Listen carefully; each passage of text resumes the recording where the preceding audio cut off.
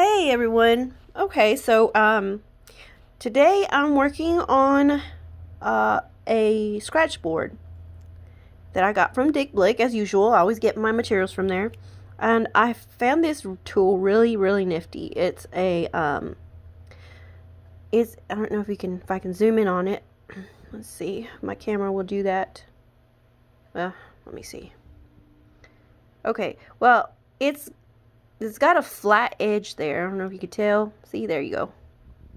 Let's see if we could go closer. It's got a flat edge, so it helps to cover a wide area, like in a very smooth, consistent way. So, for example, this is a tablecloth. It's all kind of the same value, meaning it's all white. No variation, hardly any variation in it, hardly any shadows in it. So this would work great for it, so I don't have to use, excuse me, so I don't have to use this and wear down my needle. This is a scraper that you draw your design onto the Scratchboard, okay? Now this is this was first drawn with pencil very lightly. You can do that. I looked it up, I googled it. You can draw your design on your Scratchboard before you scrape into it, okay? It's totally allowable. This Scratchboard is made of clay layer. So the lighter you scrape, like I want to show you here what I did. I use this scraper very lightly. You got to take your time with it.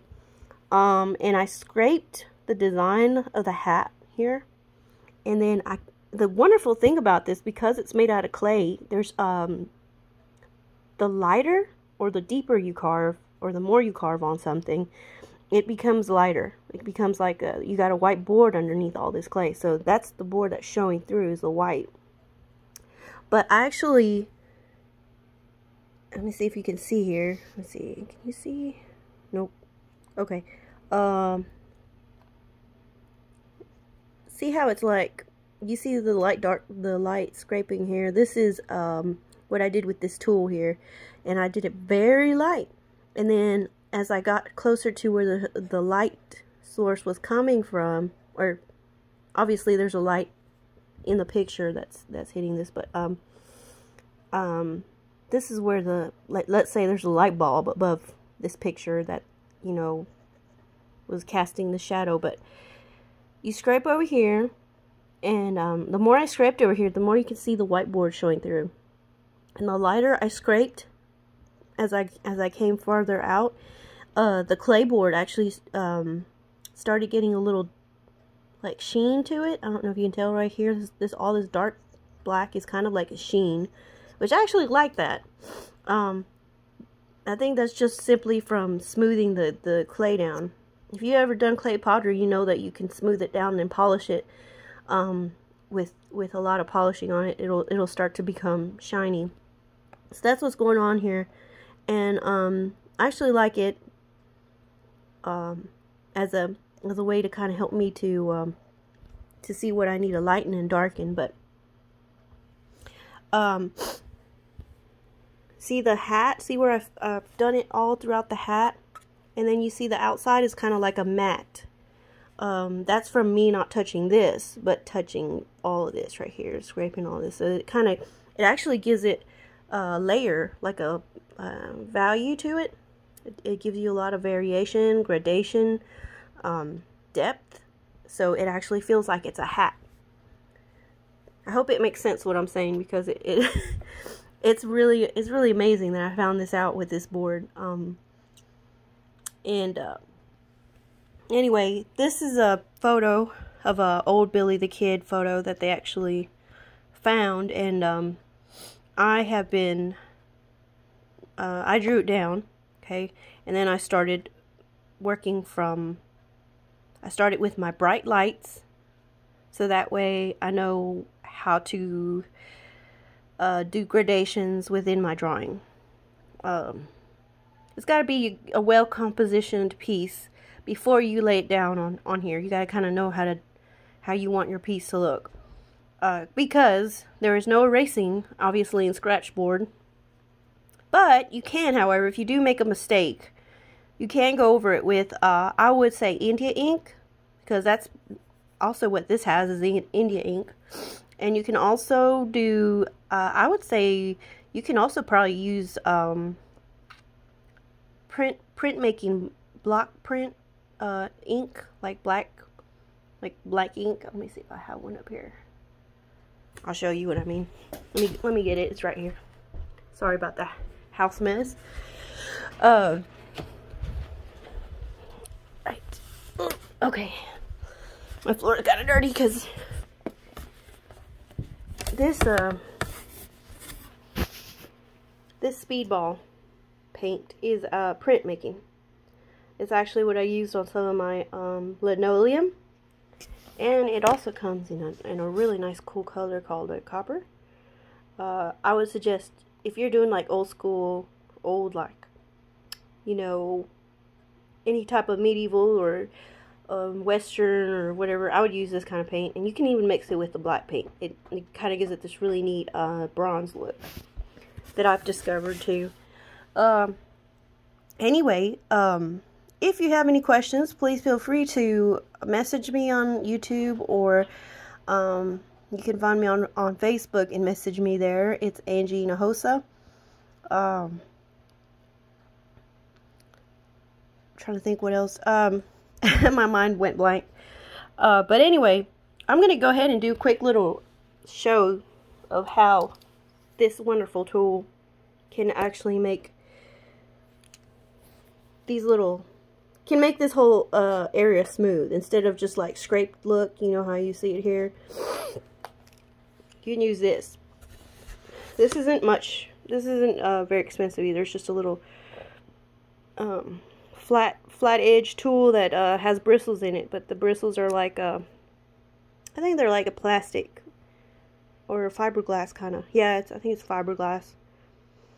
But you see, I've used it before. Anyway, here we go. Just to kind of show you, if you're a student or just any practicing artist, and you want to know how this works, I'm going to show you right now. So I want to make sure I get this really well for you, so you don't have to don't have any difficulty. Anyways, can't really do this on my phone, looking at my phone, so I'm going to go ahead and do it like this. Anyway, so just kind of go smooth. And just keep looking at the whole picture, because it is scraping the layer, the top layer of the. What I'm doing is I'm going kind of light though. I'm not doing any heavy marks or anything. If you were to tilt it and scrape this way, you'll still get a nice smooth scrape, but it's going to show more of the marks a little bit. So I tend to do it like this, from sideways up to the right, towards the right, kind of like in a sweeping motion. I do it like that so that some of the bristles don't start making their own marks that you don't want, you know what I mean? So I'm trying to blur actually the white strong marks that I've made with the other tool. I'm actually trying to blend it by smoothing down the board with this. And as you can kind of see, I'm not sure if you can see, but it's kind of getting lighter, a little bit softer. You know, like a little softer. You can see like it looks blurred. And that's what I was going for. I don't want separate marks. I just want to go. I had this really awesome idea as well, that with this piece, this tablecloth has a flower design on it. So what I'm thinking about doing is I'm going to go ahead and water down my India ink a little bit, and then I'm going to draw the design on here, which is going to be awesome. Totally awesome. I've only had a little bit of experience with Scratchboards, but I can even add color onto my design, my drawing here. So anyways, so you can see it's actually blurring a lot softer a little bit, and the more you do it, the more softer obviously it'll get. So anyways, go ahead and do this bottom part too. I'm going to show you how this looks. See how it's polishing, kind of making it look a little black the lighter you do it.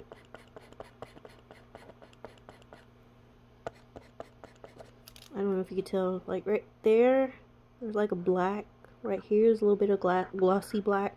That's just from polishing very lightly though, the top layer of this Scratchboard. So anyways, I hope this helps someone who's trying to get to starting off on Scratchboard. Just be aware of those simple things. You'll find out as through trial and error how a Scratchboard works. But man, it is so therapeutic.